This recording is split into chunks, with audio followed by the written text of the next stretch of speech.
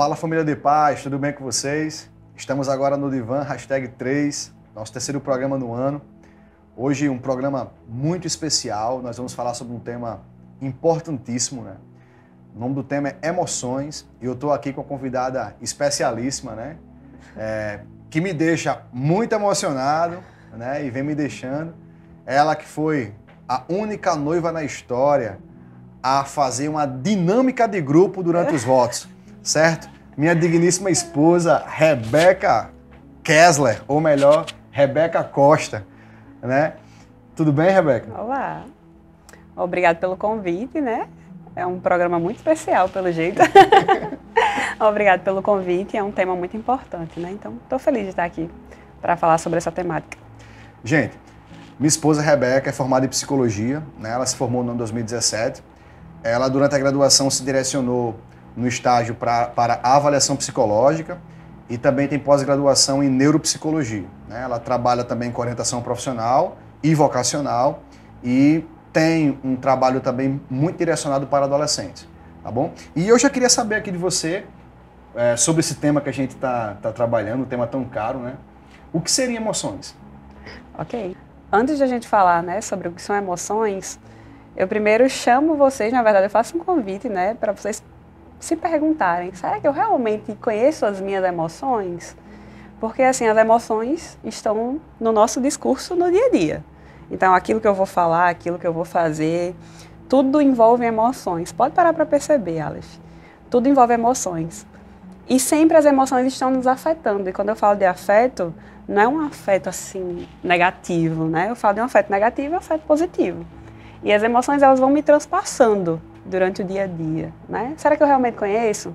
Será que eu conheço o impacto da forma que eu sinto a emoção? Da forma que eu expresso essa emoção? E aí fica essa reflexão. A emoção, e aí a gente vai para mais conceito, né? A emoção é quando eu reajo a um estímulo. Então, um estímulo vem e aí eu tenho uma reação sobre esse estímulo. E aí eu trago 3 pontos importantes, né? As emoções, elas são uma manifestação subjetiva. E quando eu trago assim, manifestação, eu trago mais como uma expressão subjetiva, no sentido de a forma que eu sinto a emoção é diferente da forma que o outro sente a emoção. Então, se eu tiver até mesmo a mesma situação com você, que um estímulo venha e eu sinta medo, e você também sinta medo, a forma que eu vou sentir o medo é diferente da forma que você sente medo na totalidade. E por que eu trago isso? Porque assim, a minha vivência trazendo a Aleph como exemplo, né? A minha vivência é diferente da vivência de Aleph. Então, a Aleph tem toda uma construção histórica-cultural diferente da minha, né? Uma família diferente da minha, ensinamentos diferentes dos meus, experiências que ele viveu diferentes das experiências que eu vivi. Então, a forma que eu sinto e a forma que eu expresso qualquer emoção é diferente da outra pessoa. Tanto é que eu nem posso cobrar a outra sentir a mesma forma ou reagir da mesma forma que eu reajo. Então, o primeiro ponto é esse, que as expressões das emoções, elas são subjetivas. Então, a forma que eu expresso, a forma que eu sinto, é muito minha e diante do contexto que eu vivi, que eu fui construindo, que eu fui desenvolvendo essas emoções. A outra coisa é que as emoções, elas, através das emoções, né, existem manifestações fisiológicas. Então, eu posso ter taquicardia, né, meu coração pode acelerar diante dessa emoção. Quando eu sinto essa emoção, pode me dar tensão muscular, pode me dar falta de ar, a pressão pode subir, a pressão pode baixar. E aí o nosso corpo ele vai também reagindo a essas emoções, né? E a outra coisa, que é o terceiro ponto, é que tem alterações também no comportamento. Então, determinada emoção em mim pode ter pode gerar um determinado comportamento. Então, a gente pode entrar em tics, né? Tem pessoas que ficam nervosas e ansiosas, e aí elas têm alguma coisa assim, que envolva um movimento repetitivo, até mesmo compulsivo, né? Eu entrei na emoção nojo, né? Se a gente for entrar na emoção nojo, pessoas com toque, e aí envolve, né, a mania de limpeza, e aí ela vai estar, tudo tá sujo, então se encostar em qualquer coisa, eu tenho que lavar a mão durante 30 minutos. E aí você vai vendo um comportamento alterado. Então, a pessoa que está dentro de uma emoção tristeza, mas uma tristeza mais profunda, né? Aí barra depressão. Você vai, eu vou estar mais isolado, eu não vou estar querendo falar muito com outras pessoas. E você vai vendo, diante daquela emoção, uma alteração também de comportamento. Legal demais. Eu queria que você trouxesse para o público algumas perguntas que possam nos auxiliar nesse autoconhecimento que você falou sobre as nossas emoções. Né? A gente, como é psicólogo, a gente entende que as perguntas elas ampliam, né, o conhecimento, ampliam a forma de enxergar questões. Então, traga para o público perguntas, né, que nos auxiliem nesse autoconhecimento das emoções. Eu acabei de citar 3 pontos importantes, né? Tanto que eu tenho que compreender que a forma que eu sinto ou que eu expresso essa emoção é subjetiva. Vou só recapitular os pontos para eu trazer as perguntas, tá? Sim, claro. Que existem as expressões, né, as manifestações fisiológicas e existem as manifestações comportamentais. E aí, Rebeca, mas como eu faço para me conhecer, né? E aí eu entro muito nessas questões. Por quê? Como é que eu sinto essa emoção? Não é subjetivo? Não sou eu que sinto, então eu vou me indagar. Como é que eu sinto? E aí eu posso trazer 5 emoções básicas. Vamos trabalhar nas 5 emoções básicas, né? Tristeza, raiva, medo, nojo e alegria. Grava aí, anota no papel, né? Aí você anota essas 5 emoções e você pensa, tá? Como é que eu sinto raiva? Como eu sinto raiva? Não é porque fulano quando sente raiva é assim, não. Como eu sinto a raiva? E eu posso até fazer um paralelo, né, ampliando. Será que a forma que eu senti a raiva antes é a mesma forma que eu sinto a raiva hoje?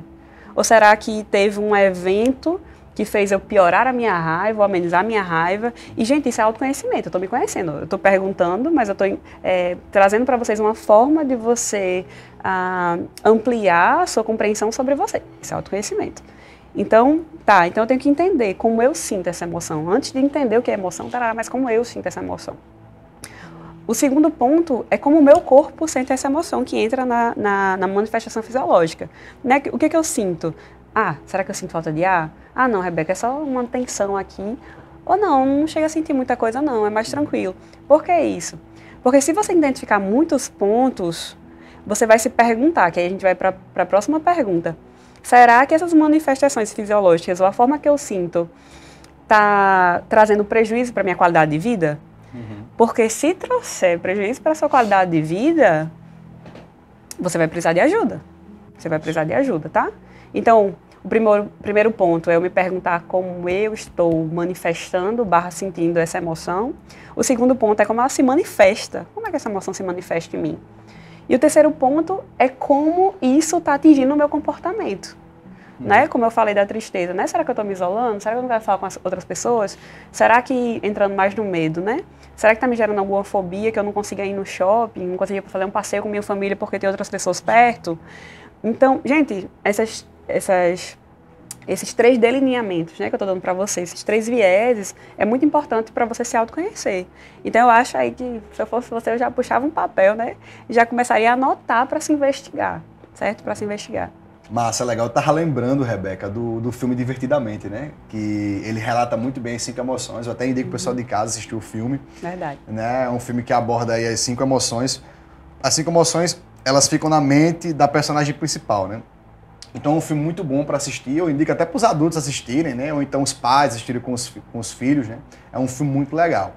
Mas enfim, eu queria saber de você qual a importância das emoções pra gente, né? Você citou 5 aí, mas me fale, qual a importância das emoções? Tá. Contextualizando um pouquinho, né? Antes de trazer a importância das emoções, é que dá pra gente observar que há uma fuga quando se trata de emoções, né? Então, não quero sentir isso porque é desagradável, não quero que isso aqui aconteça de tal forma porque eu não quero realmente sentir de tal jeito, eu quero dar um jeito de simplesmente esquecer. Né? E fingir que aquilo nunca aconteceu e a emoção tá ali. E aí, quando eu não expresso essa emoção, ela fica dentro de mim. E quando ela fica dentro de mim, ela vai me corroer. Que assim eu entro na importância das emoções. As emoções, elas são importantes porque quando eu sinto, eu reconheço de que algo me afetou. Isso. E quando eu falo de afeto, eu não falo só de afeto negativo. Pode ter me afetado de forma positiva ou negativa. Tá?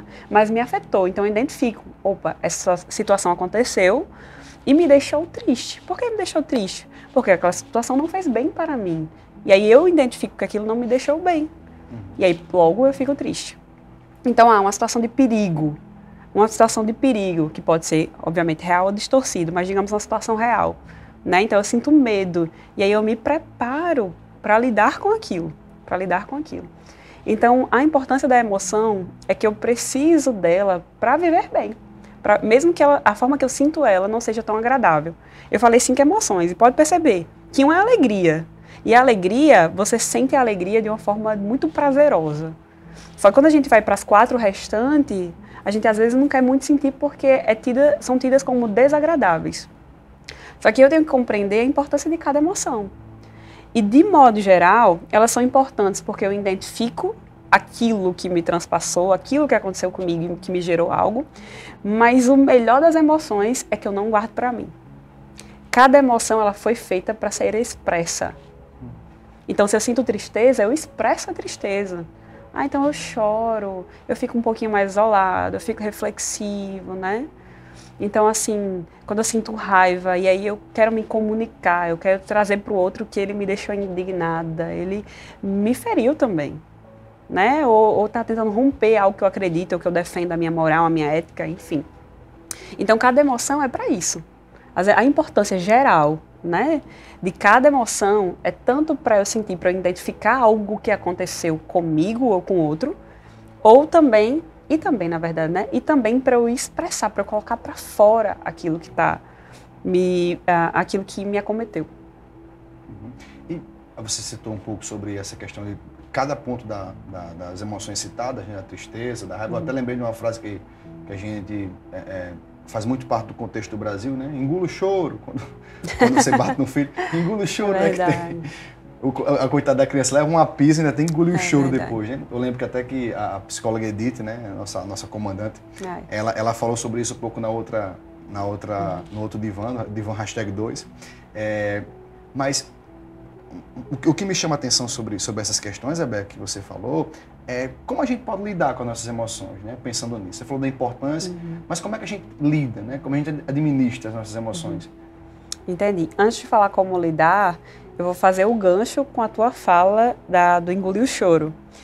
Gente, uma coisa muito importante é que a forma que a criança ela administra uma emoção vem da criação dos pais. Ou vem com quem ela mais convive, né? Que pode ser outros cuidadores.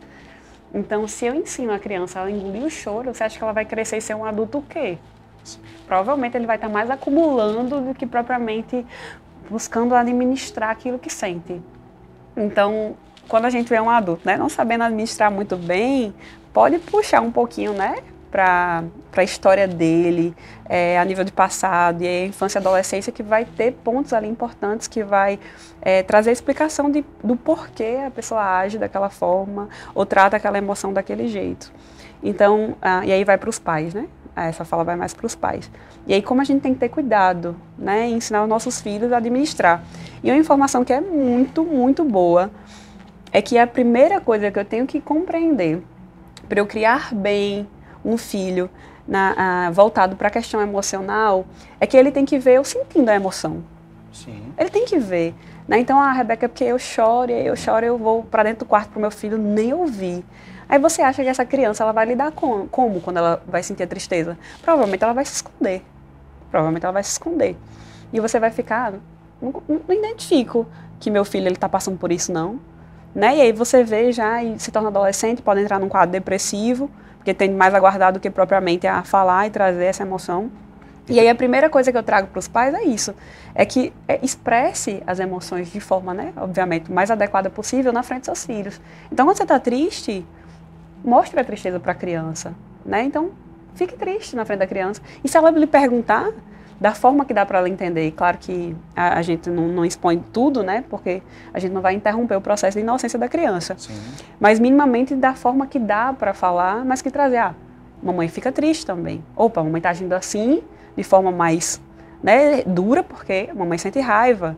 Então o papai sente raiva. Não, tá, a gente tá assim porque eu tô com nojo dessa situação, todo esse alimento. E aí para ela identificar as emoções nos pais. Né? E a criança ela não só identifica a forma que o pai sente a emoção, mas a forma que ele dá essa resolução. Então, digamos, né, duas pessoas que são casadas e aí tem um filho, e aí elas brigam, então a criança já identifica ali, né, que alguma coisa está alterada ali naquela casa, e que os dois ficaram com raiva, discutiram, só que ele observa que no mesmo dia ou no outro dia vê um pedido de perdão, vê um pedido de desculpa. Se ele vê isso constantemente, o que você acha que vai acontecer? A criança vai internalizar esse fato. E aí, se algum dia ela ficar com raiva de alguém e outra pessoa ficar com raiva, ela vai entender que a melhor forma dela resolver é pedindo perdão, pedindo desculpa, abraçando, não querendo ficar de mal, né? Então, o que eu sugiro aos pais, né? O que eu sugiro aos pais é isso. Não só mostrar que sente, mas também mostrar uma boa resolução diante daquela emoção. Que é aquilo que vai ficar na criança, é aquilo que vai gerar um bom adulto, né? Um bom adulto que saiba realmente compreender aquele sentimento e minimamente saber lidar com aquele sentimento. Muito legal que tu disse, eu até associo isso também, né, com a primeira pergunta sobre autoconhecimento, né? Porque vale a pena a gente sempre trazer isso, que para o pessoal que está em casa, né, que se reconhecer é reconhecer os seus limites também, por exemplo, diante de uma pessoa que tem dificuldade de lidar com raiva, né? Então, a gente tem que demonstrar para o filho nossas emoções, mas também tem que saber administrar os limites das nossas emoções, né? Isso é importante.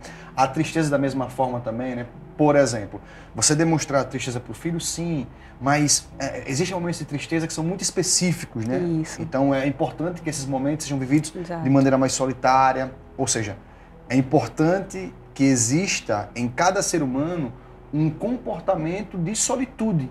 O que seria solitude? Solitude seria justamente essa forma que a gente tem de saber lidar sozinho conosco, né? Diferente de solidão. Então, acho que esse movimento, juntando o autoconhecimento com essa habilidade que a gente tem que desenvolver de demonstrar nossas emoções para os nossos filhos, eu acho que vale a pena a gente pensar um pouco sobre isso. E né? entraria uma palavrinha aí bem legal que é discernimento. Né? Discernimento. Que eu tenho que discernir, eu não vou mostrar tudo e nem de qualquer jeito, nem de todo jeito. Sim. Né? Porque principalmente se tratando da infância. Então, que a gente faça com tudo com cautela, né? Entendendo o melhor momento, a melhor forma. E para que a criança também saiba administrar bem, porque eu também sinto. Mas, obviamente, que eu não vou demonstrar tudo a todo momento. Então, vale essa observação, né? Eu acho que o mais confrontante nesse tema, que, por exemplo, eu acho que é aí onde entra a maior desmistificação sobre emoções, que é o seguinte. Nós escutamos muito sobre emoções, que emoções é para se emocionar. Então, essa questão do si aponta muito para sentir. Né? Então, é algo que você pensa que é só para ser sentido, né? Sentido, sentido, sentido, sentido. Sim, só que percebam a fala de Rebeca, percebam o que a gente está trazendo aqui, que as emoções também servem para nós administrarmos elas. Exatamente. Né? Interpretá-las.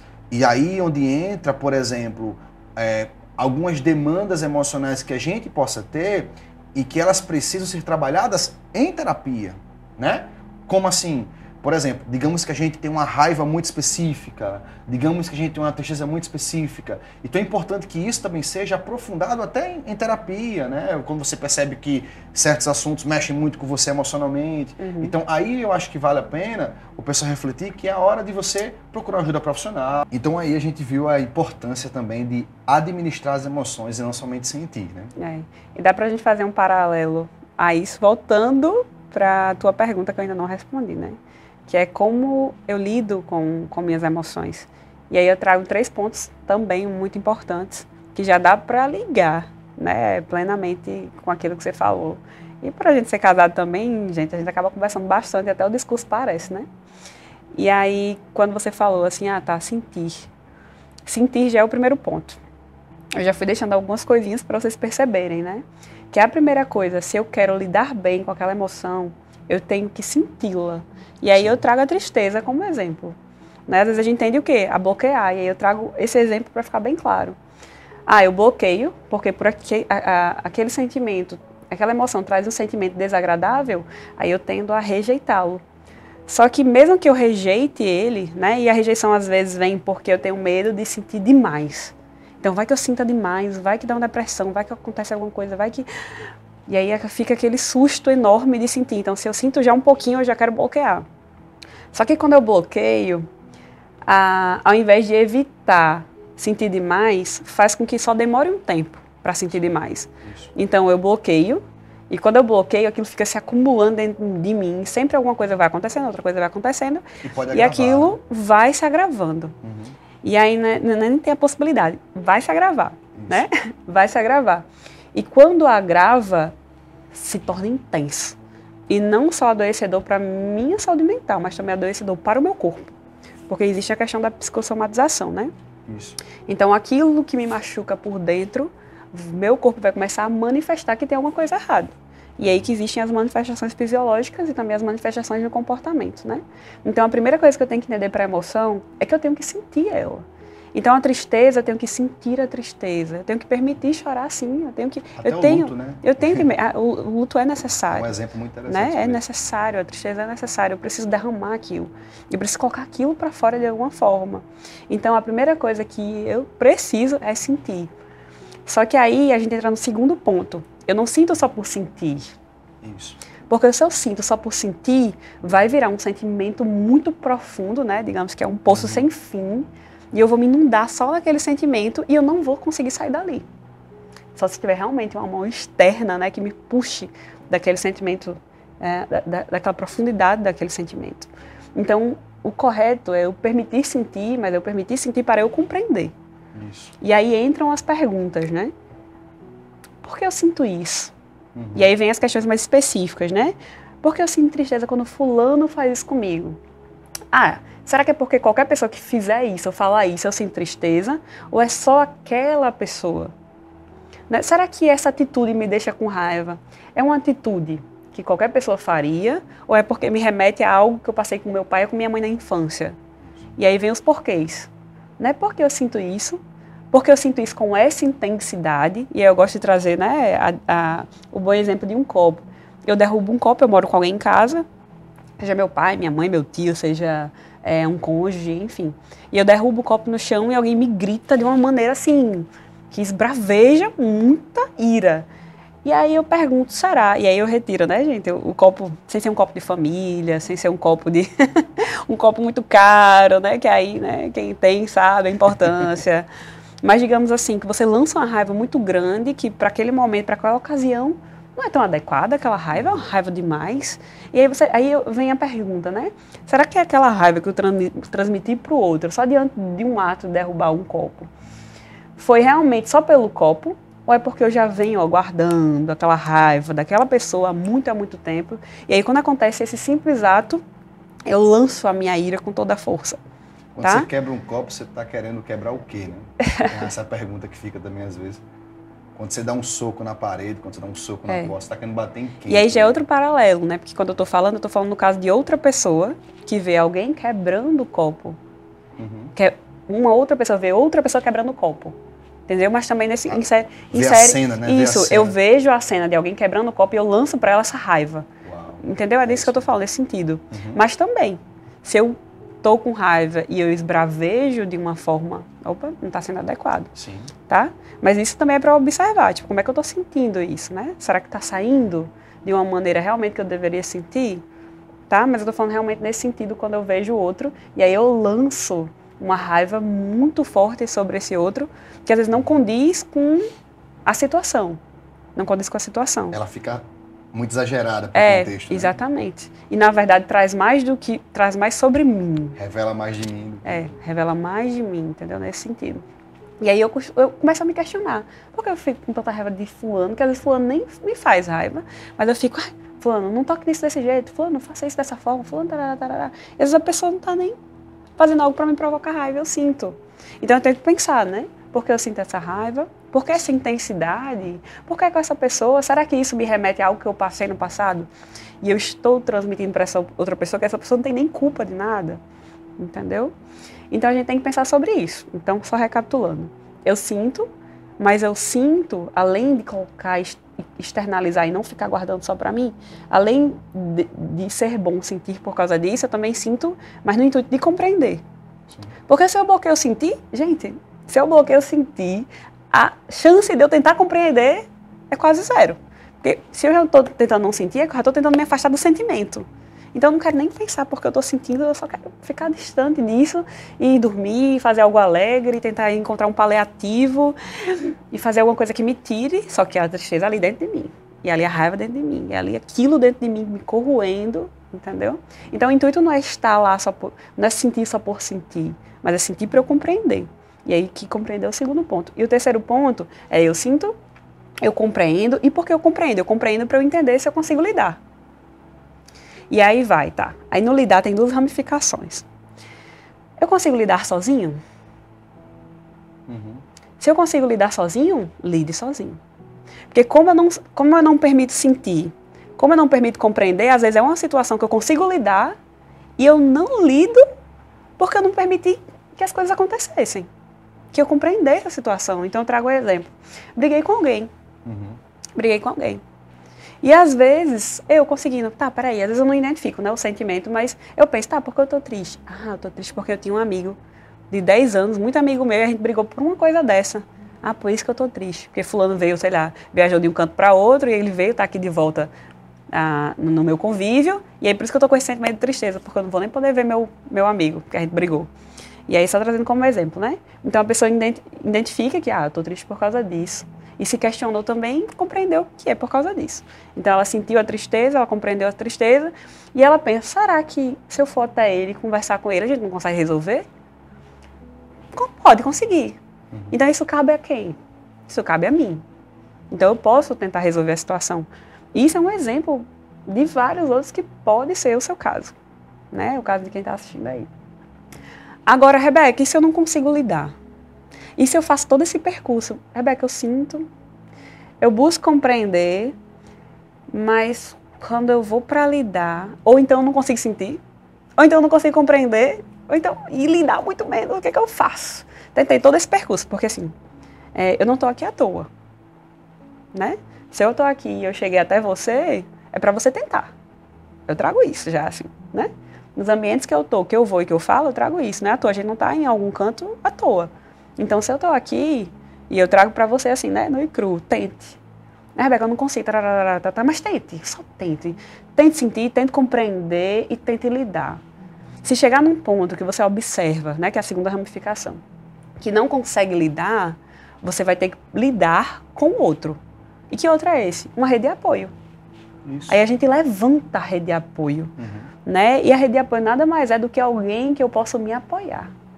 E a função, né? É alguém que eu possa me apoiar e que essa pessoa pode fornecer esse apoio e uma ajuda para mim. E aí quem seria a rede de apoio? A família pode ser uma rede de apoio. Então, Rebeca, nem todo mundo, mas tem uma pessoa. Rebeca, meus pais. Rebeca, minha irmã. Rebeca, meu primo, minha avó, meu avô. Quem pode ser essa rede de apoio nesse momento? Vá até a pessoa. Às vezes a gente tem dificuldade de falar, né? Mas vá até essa pessoa, converse com essa pessoa. Se derrama, dê a ela essa abertura, né, de contato com você. Eu amo essa palavra de contato, porque contato nada mais é de eu tatear o outro. Eu ter contato com o outro é eu tateá-lo, eu adentrar nessa alma, né, nessa história, e eu dar permissão para o outro, né? Isso. Por isso que é importante, muito, muito importante ser alguém de confiança. Né? Para eu não deixar qualquer pessoa tatear a minha dor, o meu sentimento, minha alma. Então tem que ser alguém de confiança. Não se expõe para qualquer pessoa, né? Exatamente. E aí a primeira, que é a família, é sim. É sim. Às vezes é uma questão que às vezes a pessoa diz assim, Beca, mas você não conhece minha família.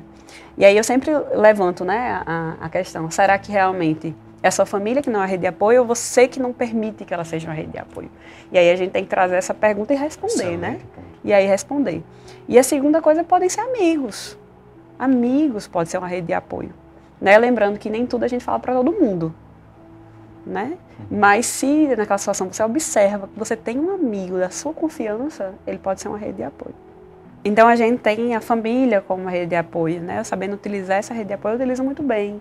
Então eu tenho os amigos com possibilidade de rede de apoio. Rebeca, se essas coisas não der certo, também para adolescentes, né? E criança, tem a escola como uma rede de apoio. Sim. E aí tem a comunidade como uma rede de apoio, né? Como a gente tem aqui o MASPAI, né? Assistência social. A gente tem a igreja como uma rede de apoio, né? Pessoas que são religiosas, né? Que têm suas crenças. E aí aqui na igreja, né? Como tem também o aconselhamento pastoral, então eles são rede de apoio. O nosso pastor é rede de apoio, a liderança é uma rede de apoio, né? Pode ser uma rede de apoio, sim. E também os profissionais da área de saúde são uma rede de apoio, sim. Né? E Rebeca, e quando eu não sentia vontade com nenhum desses pontos, rede de apoio, os profissionais da área de saúde, né? Tem um sigilo ali por trás. Você vai poder conversar com alguém que você nunca viu, não conhece. E a pessoa vai estar inteiramente ali para tratar de você, né? Para cuidar de você, né? Para trazer caminhos que às vezes a gente nem acha que a gente consegue alcançar, né? E a ser vantagem guiados. disso também, né? Por exemplo, muita gente se assusta um pouco. Mas eu... Tipo assim, você citou os exemplos de todos aí, né? Você vai se abrir com família, vai se abrir com amigos, vai se abrir na escola e vai se abrir com líderes da igreja, pastores, né? Todos esses a gente teoricamente conhece. Se a gente for para profissionais de saúde, por exemplo, psicólogo, né? Psiquiatra. E tipo assim, quando a gente vai se abrir para eles, eu não conheço eles. E aí? A gente costuma falar que o fato do psicólogo não ser alguém conhecido é um fato bom. Também, exatamente. Né? Porque assim, como o objetivo do psicólogo não necessariamente é criar um laço de amizade com a pessoa, né? Mas sim um laço terapêutico, né? Então, o papel do psicólogo nesse processo de um desconhecido é um papel importantíssimo, né, Rebeca? Exatamente. Porque ele vai ser justamente esse diferente, diferente de amigo, diferente de família, diferente de um líder espiritual, mas sim alguém que vai estar ali absolutamente na posição daquele que escuta você sem lhe conhecer e principalmente sem lhe julgar. Eu acho que isso é importante, né? Faz parte da nossa ética, né? Não julgar você, independente de como você for trazer as suas falas, as suas emoções, né? Aquilo que está mexendo com você. Acho que isso é importante esclarecer para ele. E lembrando que cada pessoa tem sua função. Isso. Cada pessoa tem sua função. Né? A gente, nas nossas discussões, a gente costuma muito falar, né? Sempre, sobre tem que discutir, o sujeito bio, psico, sócio, espiritual. Né? Então, quando a gente traz essas 4 ramificações, é para trazer que o quê? Eu tenho que cuidar do meu corpo, do meu biológico, né? Eu tenho que cuidar da minha saúde mental, do meu psicológico. Eu tenho que cuidar do meu social, das minhas relações. Mas eu também tenho que ter alguma coisa que eu acredito. Que entra a minha espiritualidade, né? Meu credo, minhas convicções, né? A minha compreensão de sujeito, de mundo, de vida, de pós-morte. De vida após a morte, né? Então, né? Eu tenho que cuidar dessas 4 áreas. Né? E aí, do biológico, eu tenho que cuidar do meu corpo, né? Eu tenho que fazer uma caminhada, um exercício físico, eu tenho que sair. E aí, meu psicológico, se eu não estou conseguindo lidar bem com minha saúde mental, aquilo, sair um pouco do prumo, eu tenho que buscar ajuda do psicólogo, do psiquiatra. Então, nas minhas relações, eu tenho que melhorar meu convívio, né? Com minha família, com meus amigos, com pessoas que eu estou aqui na igreja. E aí, como eu melhoro cada área? Como eu melhoro cada área? E aí eu tenho que saber em que se insere cada área, né? Se é um assunto para a família, se é um assunto para amigos, se é um assunto para um psicólogo, se é um assunto para psiquiatra, para onde eu vou direcionar isso que eu estou passando, isso que eu estou sentindo, né? É uma palavra, eu acho que a gente vai ficar falando bastante, né? Psicossomática, né? Psicossomática é uma fala legal, porque assim, durante muito tempo a gente dividia muito, né? Corpo de alma, né? Só que a ciência já comprovou isso e cada vez mais é comprovado que somos, isso tudo que você falou, né? Bio, psico, sócio, espiritual, só que somos em unidade, né?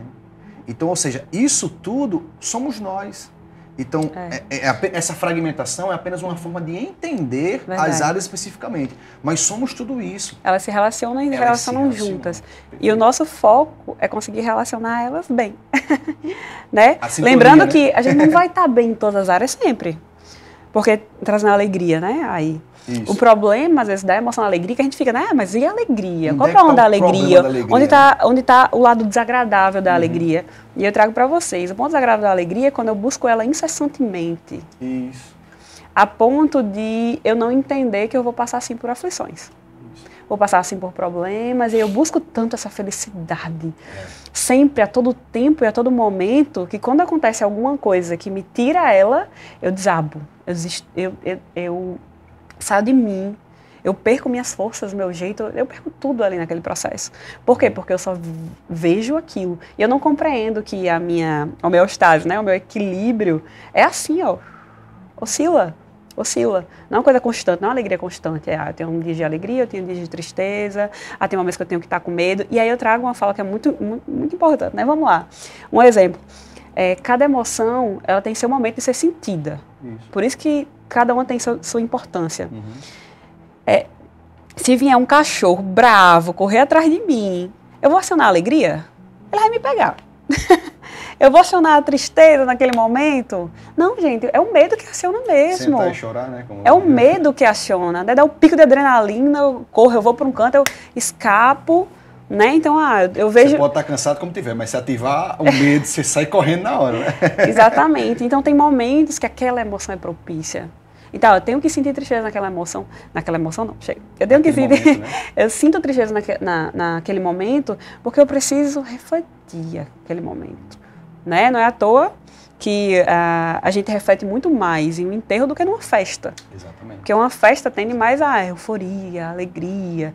No enterro, não. No enterro, porque a tristeza ela é excelente. Uma excelente arma de reflexão. De reflexão. Então, lá no enterro eu vou estar pensando sobre mim, sobre se o falecido, né, é uma pessoa que não for uma pessoa do meu convívio. Se fosse uma pessoa do meu convívio. Ou então uma pessoa do meu convívio porque eu não aproveitei tanto. Ou eu tenho que aproveitar mais minha vida. Eu tenho que cuidar mais de mim. Eu tenho que estar mais com pessoas que estão próximas a mim. E aí faz você refletir, e não só refletir, provavelmente provocar alguma mudança. Né? O que muitas vezes a alegria não faz. Mesmo sabendo que a importância da alegria é justamente isso, fortalecer minhas relações, eu ter prazer nas coisas da vida. Né? Mesmo sabendo isso, mas todas as emoções têm um lado positivo e negativo. Isso. E a alegria não é diferente. Então eu não posso buscar incessantemente só para ter aquela emoção. Não, eu tenho que compreender que elas variam e elas vão aparecer no momento que elas deveriam aparecer. Um negócio legal sobre a questão do luto, estava falando, né? É que assim, é uma reflexão pessoal, mas o que acontece muito no luto também, nesse episódio de tristeza, é uma experiência social, de você se compadecer pela família, né? Pelas pessoas. Né? Então tem tudo isso incluso aí, é muito legal, toda essa reflexão sobre as emoções. Tu estava falando sobre a questão da alegria, eu acho que foi aí onde a gente pode refletir muito, especificamente sobre esse momento atual que a gente vive. Né? Eu costumo chamar da cultura da felicidade, onde acompanhamos hoje um mundo onde nós rejeitamos todo tipo de não alegria. É verdade. Então, o problema da alegria hoje, né, pelo menos da forma que eu venho vendo na minha experiência clínica também, é ignorar as outras emoções. Eu só posso sentir alegria. Então, eu preciso ser feliz sempre. Então, o que acontece com uma pessoa como essa? Uma pessoa que tem que ser feliz sempre, o que ela pode acontecer? Se ela reprime um comportamento que precisa ser um comportamento de raiva em uma situação, ela vai fingir uma alegria na raiva, aquela raiva vai ser engolida. Né? Se em um momento de nojo e ela não tem esse movimento, também vai ser reprimido. E para piorar, né, que eu acho que é aí onde as coisas ficam mais complicadas, a gente rejeita, e isso tem relatado no filme da Divertidamente, rejeita a tristeza. Só que chega uma hora que a tristeza, ela não consegue mais ser resistida. Ela torna-se irresistível. Necessária. Né? Necessária. Entendeu? E isso é incrível. No filme isso é relatado de maneira muito legal. Né? Aproveitando, tem um podcast do Runnercast sobre Divertidamente também, que eu até participei. Então, assim, a tristeza torna-se irresistível ao ponto de não dar alegria mais para você. É a hora de eu entrar em cena.